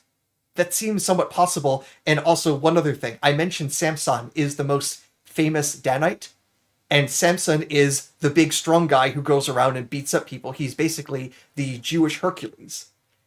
So, the Jewish Hercules comes from a people group that also seems to be related to these other Aegean peoples. Could there be a leftover of Samson coming from this actually older tradition that ultimately becomes the Hercules stories? And we won't go into the Samson story being a solar myth. I wrote an essay. I wrote a piece on that once. Yeah, the evidence is very clear because actually there's no real theological story or narrative or theology that comes out of the story of Samson and Delilah. It's this weird story, really, that only makes sense actually as a solar myth when you understand that it's a kind of the strength of the sun that then defeated at night by Delilah, who's the darkness night, and then so on and so forth. Strength is in the rays, strength is in the hair. It's a classic solar myth. But anyway, that's by the by. Yeah. It's still controversial to what extent Samson is solar mythology, but at the very least, his name literally means little sun. So it's begging us to interpret it as solar imagery. And ultimately, what's the origins there? How does it relate to solar myths? Generally, to be continued in another discussion. It's very hard to piece that together. Nonetheless, the Danites are weird in the Bible. The Danites might exist outside of the Bible, and if they do, they actually weren't a tribe of Israel. They weren't a people group originally of the same Semitic peoples, but actually might come from the same regions as the Philistines did, which also explains why they were boat people, why they're on the coastal regions, and why their name sounds very similar to designations given to Greek peoples and also fitting the sea peoples as mentioned by the Egyptians. So none of this is proven. It's very suggestive, and the Bible is already showing, hey, we got mixed traditions about the Danites, and we don't know what the hell we're doing with them. This is totally left field here, and I'm really sorry. Just very quickly, we mentioned Justin Sledge, and he is a Jewish guy who agrees with all of what we've been saying. So he's like, here is the development of Yahweh, and here is this, and here is that. And he looks at that temple of, is it Josiah's temple that he ripped the temple, knocked the temple down, or anyway, one of the was it Jeconiah? Anyway, one of the temples that you've mentioned, I think, already today, he talks about how that was demolished, and what that meant is the walls fell down on themselves, and in the hot, arid conditions, it was very, very well preserved. And what they found is that all the incense that they were burning inside the temple that coated the walls and got into the cracks, they'd now tested, and they found that they had cannabinoids in them. And he talks about how actually psychedelics and intoxication has a very, very close relationship with religion, early religion particularly. And you can talk about Eucharist now with wine and whatnot, but in more serious kind of like ritualistic, well, that is a ritual, really. It's a wine-based ritual. So how I wonder, says Who's Poppin', how much input psychedelics had on early religion. We know actually that they had an awful lot of impact. There was a place for all sorts of different, even, you can even talk about breathing techniques in, say, Buddhism, I guess, that can give you an altered sense of state. So there is this definite relationship with finding altered sense of states in religion. Sometimes it's kind of looked off as kind of a bit, woo or whatever, but no, it's there. It's very well established indeed. Yeah, it has been taboo to research this or propose that drugs are a part of religion or religious history. The fact is, it is definitely a part of it, and in some ways, it's also because of what we're willing to even call a drug. We have no problem talking about gods of wine and gods of beer because we don't have a social stigma against wine and beer drinking. But with marijuana, with LSD, things like that, those psychedelics, we consider those as inappropriate kinds of drugs. And so finding any evidence that things like those were used in ancient rituals is now taboo. And Justin Sledge talked an awful lot about how he's seen a connection between the dreams people were having. Was it in Islam? Or was it was it Zoroastrianism? I don't know. But he was talking about how this was also mapped to the same time that coffee was flooding the kind of area, and actually, people were actually having sort of with a large amount of coffee, were having some kind of hallucinatory, or at least, I don't know, lucid dreaming or whatever it was. Having experiences as a result of this newfound sort of coffee influence. So it's interesting.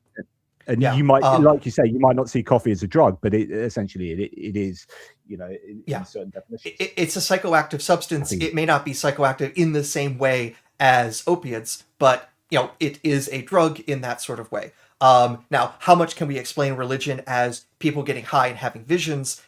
I don't know how much we can possibly determine that, but there is a relationship, and it has to be part of the conversation of understanding the developments people have had. But of course, also, there are ways of quote unquote getting high or having visions outside of psychedelic drugs. There are breathing exercises and isolation techniques that you can do to also have these sorts of spiritual experiences. I mean, heck, I go running a fair bit. I haven't experienced it, but lots of people talk about a runner's high. So it is possible to make your brain do weird things without chemicals that certain governments around the world try to heavily regulate, if not criminalize. Yeah, interesting. Well, as a random aside, so on as far as tribes go, so you've done Asher, Dan. Is there any other tribe that I mean, there are any number you can bring into play? Let's hit just one more because this is a good one. Judah.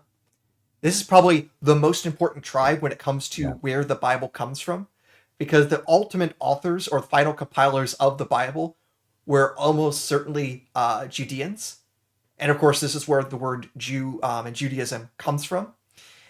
And according to Exodus, when it gives us our census or censuses of the people leaving Egypt and coming to the Holy Land, the biggest tribe by a significant margin was Judah. If it's the biggest tribe, then one might wonder, should it have the biggest archaeological presence? So when I mentioned the various surveys that were done around the Canaan to see where sites were, what was the record for Judah? Was it the biggest, middle of the road?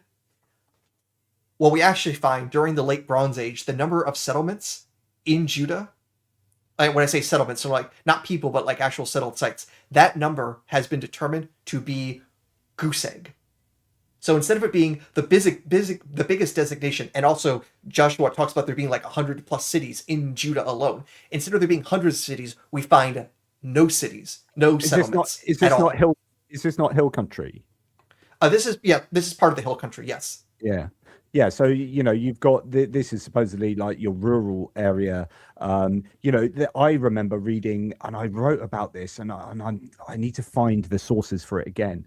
But the Cain and Abel story, being actually a symbolic story to represent. So one brother gives crops, doesn't he? And the other as an offering, and the other brother gives meat, gives sheep, livestock. And actually, this was to to explain that actually you've got two areas. One is the arable plains and the crops of the low country, and then the high country where you'd graze your sheep. And actually, Cain and Abel is, in some sense, an etiological story, again, to use that term, to explain the two peoples there, and actually that God preferred, I think, the people of the hill country. So it was an establishment of arguably Judah being more pervading more than hill country, or is it something like that. Anyway, I remember reading about that, but you need to go and look at the sourcing for that. Yeah, plausible hypothesis, but mine is a little bit different in that I think what's actually going on is that Yahweh's original name was not Yahweh but Wendy, and in the beginning was the Baconator. No, don't do it. Don't do it. Yeah, you're right. That the Baconator is not kosher, so probably not.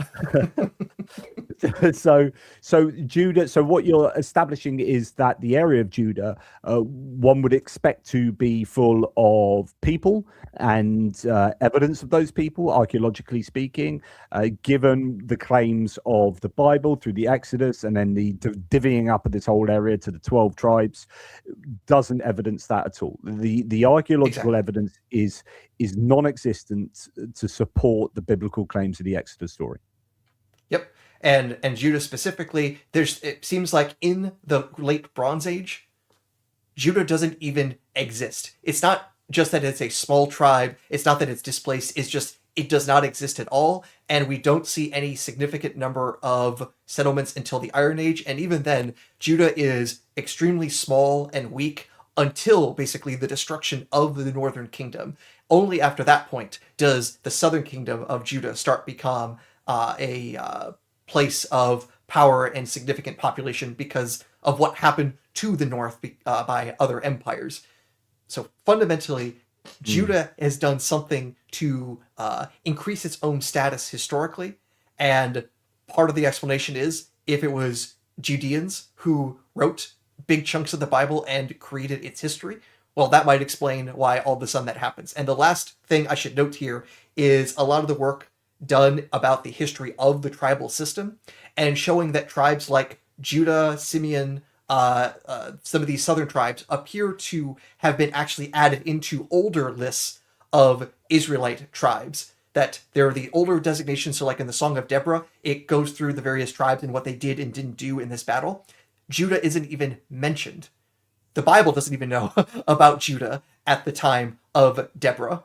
And then these other designations of the tribes. Northern Israel, that suggests a northern kingdom, like construction of the Bible, or at least those parts of the Bible at that time. Yeah, that those traditions are older, they're northern, and then they travel south, and then the Judeans incorporated themselves into those stories, sometimes literally adding themselves in awkwardly into these former lists. And we can see that because when we have like these different like blessings of the tribes, a bunch of tribes follow one form, but then like Judah and two other tribes pop in and they are awkwardly placed and they have different formulae for how they're being introduced and blessed. So it's really showing, hey, there's some meshing of things here by some editorial process, which only makes sense if Judah wasn't originally in that list. So archaeologically and biblically, Judah is a latecomer.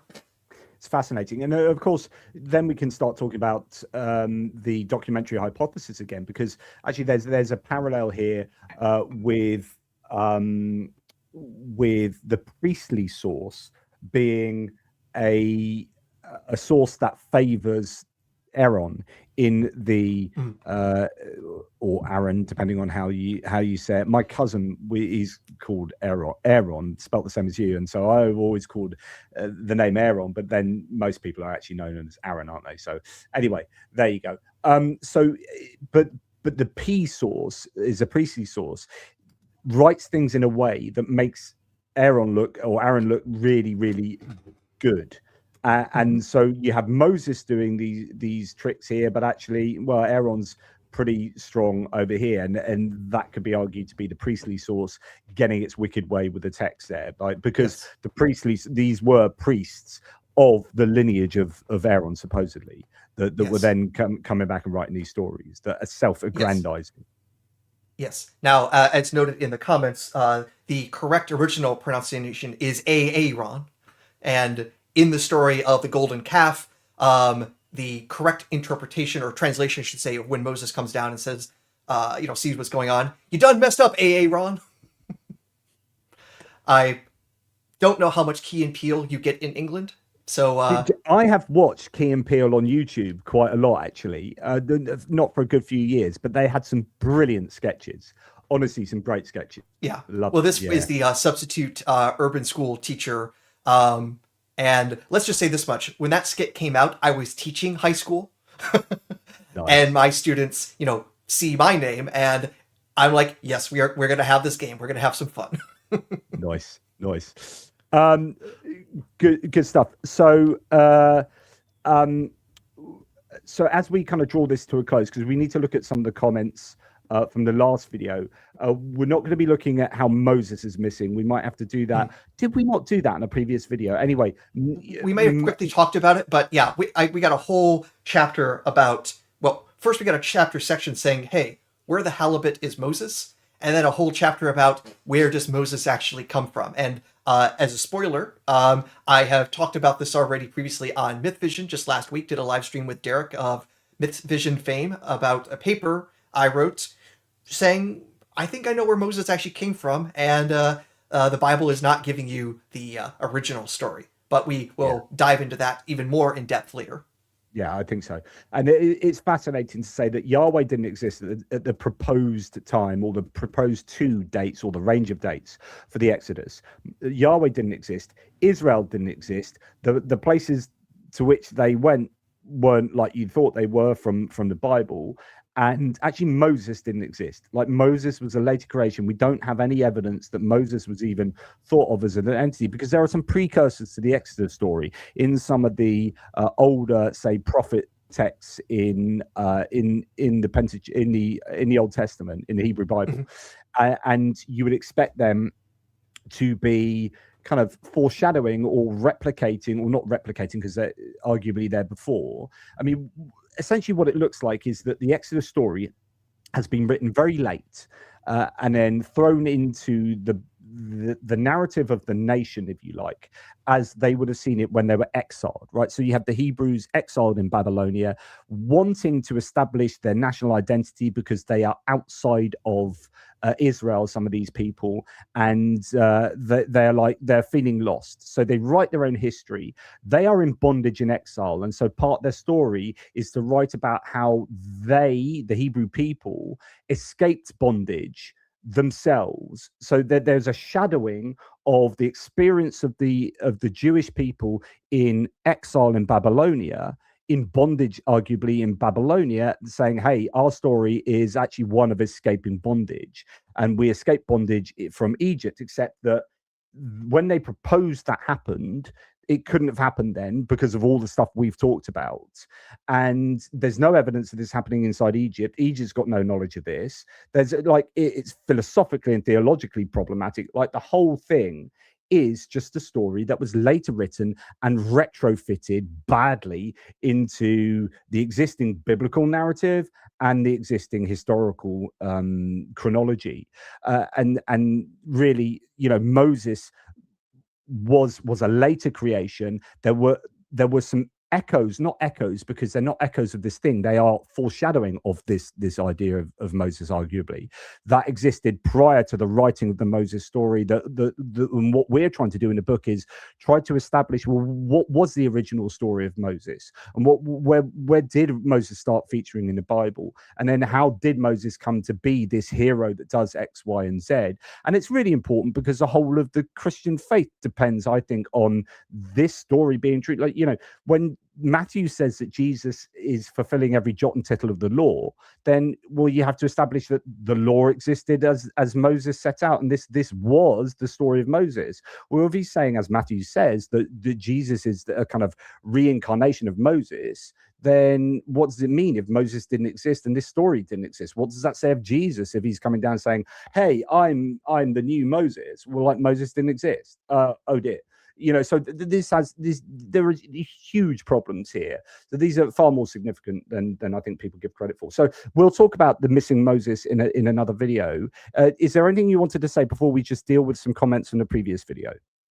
Yeah, just one comment that popped up I noticed in the chat here about Apparently, us not going after other groups with fake histories as well. Believe me, ancient peoples have all sorts of fake histories that we don't believe about their origins. The Romans talking about Romulus and Remus, we don't believe that. The Herculoi talking about being children of Hercules, I don't believe that either. The Egyptians and their claims about having these great colonization missions and pretty much spreading culture all around the world, I don't believe that either. Why? Because I don't think the evidence adds up for that. It's actually pretty normal for people groups to create mythologies that aren't based on actual facts. And if we're doing this for money, Oh my God. if I can be honest, This I don't know how righteous much guy you have. Kate here. Yeah. The righteous Kate, can I just put this to bed? Because this is one Go of the for it. worst comments ever. Hey, you got any other groups of people from back then with fake histories? As you mentioned, every other like mythology seen as a holy book. Like if you're a Christian, you don't believe all the other religious claims. So that's all those stories. Do you believe the creation myths of every single other tribe or religion in the world? No, you don't. So yeah, we agree with all of them. We just go one God further, as you know, Christopher Hitchens, I think, or was it Richard Dawkins, whoever it was, saying, you know, atheists and Christians are pretty similar. We just take it one God further. Like, so we all like don't believe those mythologies. So that's just a nonsense claim. But your book, that's spelled incorrectly, for money. If you think we're doing this for money, you have got something very, very wrong, right? I've written a dozen books on atheism, biblical exegesis, so on and so forth. And if you think I make serious money out of those books, unfortunately, no, they're very niche. And this is going to be a 450-page book on the historicity or lack thereof of the Exodus account. Your comment is ridiculous. Like, deal with the substance. This is just another example, like we had from someone else in the comments earlier, trying to pick an argument with cosmology and atheism. It's like, no, we're talking about the evolution of Yahweh here. So if you want to make a comment, deal with what we have proposed, what we set out here, which is established archaeology, by the way. Deal with the substance. Don't try and take this on to be an argument that it isn't. Sorry. Yeah, and just to hammer this point, the vast majority of authors make less than $1,000 a year on their book sales. The reason we write books is for the love of the game. I have spent more on the research books than I probably will make in royalties, unless you all go and buy copies ahead of time right now. I should be promoting like that, but even if things work out well, I'd be lucky to break even. I am doing this because I think this subject is fascinating. I want to tell the world about what we've discovered because it's fundamentally interesting stuff, and it's enriching to know about it rather than to not know about it. 100%. And so what we do here is we actually look at some of the comments that are worthwhile comments, not like the one that we've just read, but we had some comments in the last at the end of the last video. So the last video we did was titled let's have a look. It was Doubting the Exodus, archaeological headaches and who came out of Egypt, right? Which is like looking at the process of the people group, the Hebrews coming out of Egypt, the lack of archaeological evidence for any of this, and the problems associated with that. And you had some comments that you wanted to deal with that shows that, hey, we are trying to do, because what we don't want to do is make arguments that do have genuine counters, then put this in a book without dealing with the counters. So if there are genuinely substantive arguments back against our position, then it is incumbent upon us to deal with that. Yes, and I would say, remember the comments from last time. I think one of them that stood out to me is, apparently we shouldn't be relying on Israel Finkelstein. That was a bit of a weird one in my mind because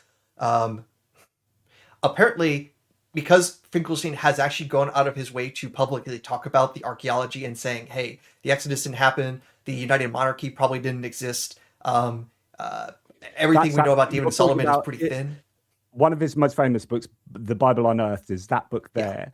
But yes. Well, I've got a number of his other books as well. But that he is, sorry, just to give the people, some people won't know who he is. So he is a an Israeli archaeologist who has not come at his modern archaeology is not of the maximalist bent, which is to say we are going to start with the assumption that the Bible is true, then we're going to do the archaeology, and we are going to refer everything back to the truth of the Bible, and we are going to date everything that we find, and we're going to understand everything we find in the context of what we see as the truth of the Bible. Modern archaeologists say, hang on, that's the wrong way to do it. We're going to do the archaeology, we'll do our separate kind of analyses, and then we'll see if this fits into other claims such as we might find in the Bible, rather than vice versa. So anyway, and some people saying, well, you shouldn't rely on Finkelstein, but actually... Yeah. And like I say, it's a bit weird because when I go to the meetings of the Society of Biblical Literature and American Association of Religion, when they do their combined thing, when Finkelstein is there, everyone is going to his talks. He is basically like the big celebrity at these talks. So when that person was saying like he's like been discredited and things like that, it's like not to the people who actually study this stuff. He is like the person that is widely respected. Not that everything he says is right or is without question, but he is, in his book, saying things that are pretty much consensus. And honestly, since his book came out from about 20 years ago, if anything, the situation has even gotten better for his position, or we found out the archaeology is even worse for the biblical stories in many cases. So like, for example, a good chunk of his argument is about how various parts of the Bible could have been written in like the 7th, 6th century BCE, or like just before the exile. And a lot of the archaeology is now coming back and saying, really, there doesn't even seem to be like good evidence of complex writing generally. Like there's barely enough evidence here for like any sort of like administrative stuff. And his claims that like, oh, maybe this tradition of seeing like the Greek hoplites helped influence this part and things like that. It seems like, if anything, instead of like the evidence coming in and better supporting the Bible, the evidence is coming in and pushing it even later and later of when these traditions actually became part of the biblical stories. So quite the opposite of what that commenter was suggesting. This is very interesting, very important to note that actually more and more scholarly conclusions are aligning with a much later writing of the Bible. So there definitely seems to be a move to not to normalize, but it was previously thought that the post-exilic time period for writing much of what is now understood to be the Hebrew Bible that's just too late, and it was before that, and United Monarchy and blah blah blah, and actually it was written much further back here. But actually more and more there are scholars who are saying no, actually all the evidence is definitely supporting that it was, there are elements of pre-exilic, there's a lot of elements of exilic time period, but then actually more and more we are understanding to be post-exilic, which the exile was. What were the exact dates of the exile?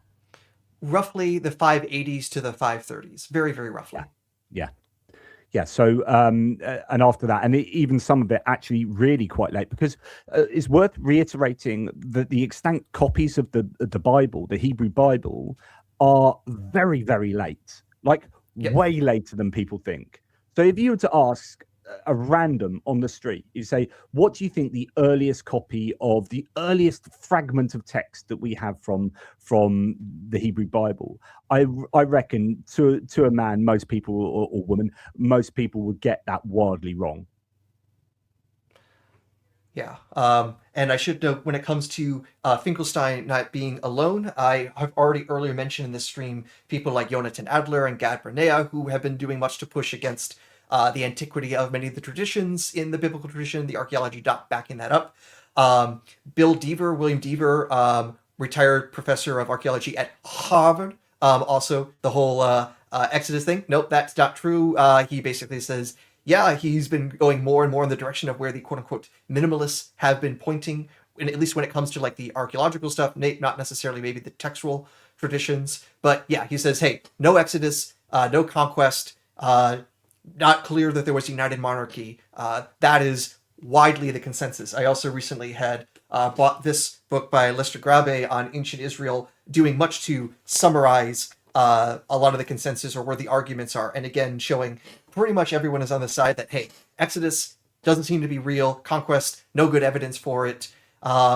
we only begin to see things in the Bible that look historical once we get to the Iron Age, the monarchic period, and even the early stuff, we have to say, stuff that we're not sure about, but there was probably a David, and that's probably as far back as you can go with an historical biblical figure that we have reason to believe existed historically. Everything before that is a wash at best.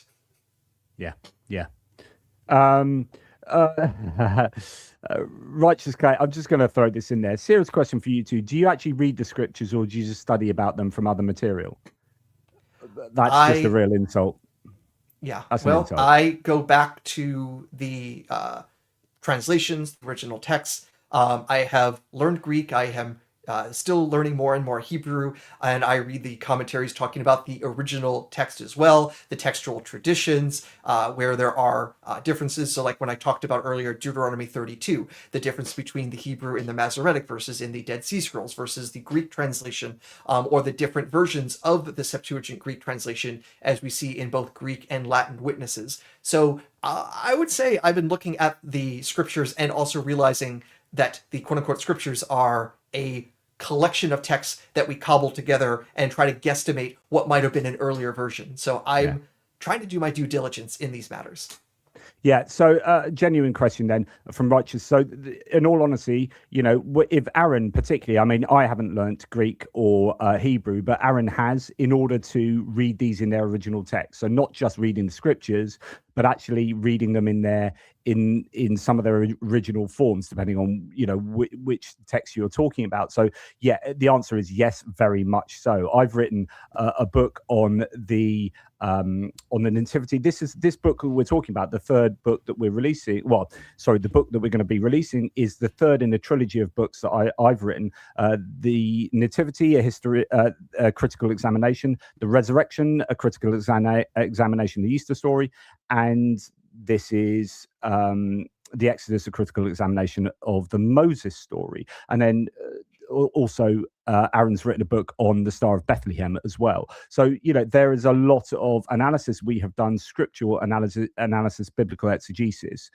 So yes, it's not just reading other people's books and then, I don't know, whatever.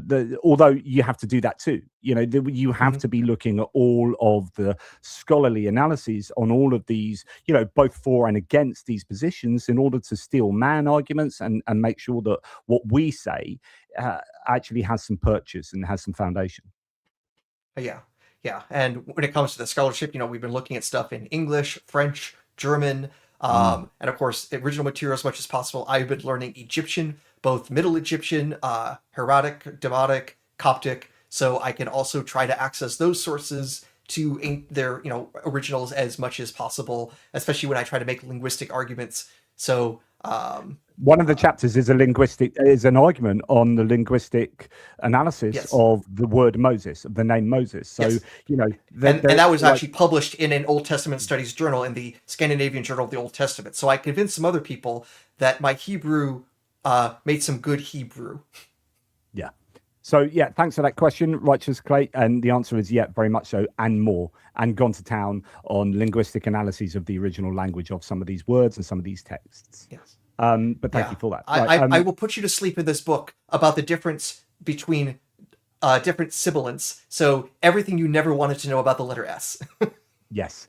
Yeah. It really he does. He goes to town on it. I'm not saying he puts you to sleep. I won't be the judge of that.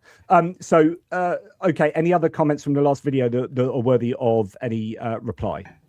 Let's see here. I also remember them mentioning... I have to go and take my son now to an esports Rocket League competition. That's how cool he is. All right. So very quickly, I remember the commenter also mentioning, hey, isn't there evidence of Yahweh in these Egyptian temples? That's actually what we started off with, where we actually show that exact same evidence shows the exact opposite. It shows that Yahweh was not even a god. It was a regional designation, and only centuries later did it finally become a divine name. So we responded to that right from the beginning. That was a comment worth highlighting. Those were the biggest things I remember from the comment section last time.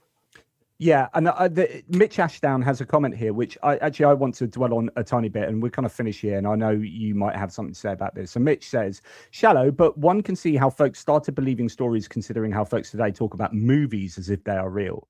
And Mhm. then what happens is you get this feedback loop that takes place. I wrote an article once on how why I think the title was something like "Why do normal people believe ridiculous things?" And it's the idea that people believe the Noah's Ark story, the Noah's flood story. And when you look at the claims of the Noah's flood story, they are absolutely insanely ridiculous. Now, that may be an insult to someone like, for example, Righteous Clate, who might believe it to be historically true and be the foundation of his belief system vis-a-vis the Bible. But the problems with the Noah's flood story are epically obvious. Like there's more water uh, than there are water molecules on Earth in order to do what is supposed to have been done. The weight of the water around the world would implode the Earth's crust. You wouldn't be able to get all the animals from around the world. Blah blah blah. Like I wrote like something like a non-exhaustive list of 25 reasons why the story is absolutely batshit crazy. Right? It is just nuts. Not least that God, all powerful, all knowing, with foreknowledge, got design so wrong that he had to start again because he had cocked up the first time. Like that's the nature of this. It's like, oh, humans are so wicked, which he would have known about previously. Like he had to restart again, like clear the table and then recreate humanity. So anyway, it's ridiculous. But the idea is that why do people believe ridiculous things? That is partly because they hear these stories that they get embedded in their minds at a very young age. So take Noah's Ark story. You have songs about it. You've got cartoon books. The animals go on the ark two by two, hurrah, hurrah, and it just gets normalized. And then the story becomes part of your baggage, particularly for lifelong believers. And then when you learn how to differentiate plausible from implausible, when you start doing science, when you start understanding how the world really works, what you do is you apply that metric to other religions, and you say, well, that's ridiculous. That story is never going to have happened. That's clearly mythological, but you don't apply it to your own beliefs that have been embedded prior to the point of learning these skills. And so something like Noah's Ark becomes part of your identity, part of your cultural baggage almost, and it's not victim to the same analysis that you apply to other religious claims. This is why John Loftus wrote the book The Outsider Test for Faith. You need to take yourself outside of your faith in order to apply all of those tools that you apply to other faiths to your own faith to make sure that it is justifiably believable. And something like the Noah's flood is just an obscenely ridiculous story, but yet a lot of people believe it. So yeah, I think I feel really strongly about that. There is definitely an element of learning things very early and then bypassing vetoes.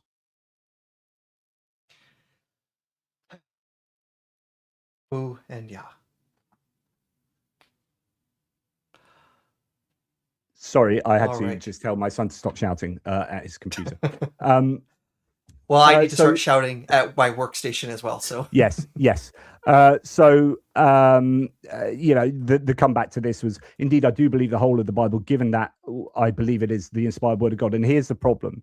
Here's the problem is that if you start believing it's the inspired word of God, this is like, you have this preconceived notion that it is true before that you apply the tools to analyze that. You just start with the idea that it's true, and then you go from there. Rather, you argue. The problem here, no offense, Righteous, but this is really common. This is arguing from the Bible rather than to the Bible. And what we're doing with a book like ours is we're saying, look, these are the tools that you use for every other religion. You should use it for your own religion. You should use it for your own beliefs and see whether you can argue to your Bible. But starting from your Bible and arguing from there is exactly the wrong way you should go about it, because then you can use exactly that approach to argue for any other holy book in the world, and you're inoculating yourself from criticism and from changing your mind, because you just start with the preconceived ideal that I am correct, this is the word of God, end of, therefore it has to be, by default, it has to be true.